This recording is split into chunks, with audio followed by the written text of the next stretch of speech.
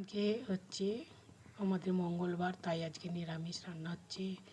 আলু পোস্ত, আলুটাকে নেড়ে নিয়ে ভালো করে লাল লাল করে ভেজে নিয়ে তাতে নুন হলুদ দিয়ে ভালো করে সেদ্ধ করে নিলাম, দিয়ে একটু লাস্টে দিয়ে একটু পোস্তটা দিয়ে জল ঢেলে দিলাম।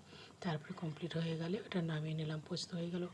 এইখানে হচ্ছে কাঁচকলা ভাজা, হ্যাঁ, আর এখানে চিচিঙে ভাজা করেছি, নুন হলুদ মাখিয়ে নিয়ে ভালো করে কড়াইতে ভেজে নিয়েছি কাঁচকলাগুলোকে।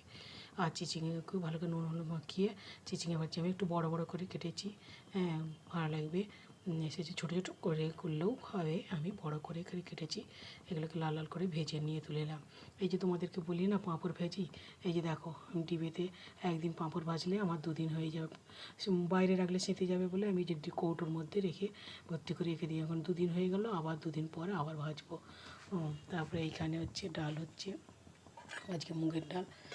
মুগের ডাল হচ্ছে এই যে ডালটাকে সেদ্ধ করে নিলাম, সেদ্ধ করে নিয়ে তারপরে এখানে জিরে ফোড়ন দিয়ে, লঙ্কা ফোড়ন দিয়ে, কাঁচা লঙ্কা দিয়েছি, দিয়ে ফোড়ন দিয়ে একটা ডালটা ঢেলে দিয়েছি, নুন হলুদ দিয়ে দিয়েছি, দিয়ে সেদ্ধ করে একটু গরম হলে লাস্টে একটু গরম মশলা দিয়ে দেবো, দিয়ে নামিয়ে নেবো।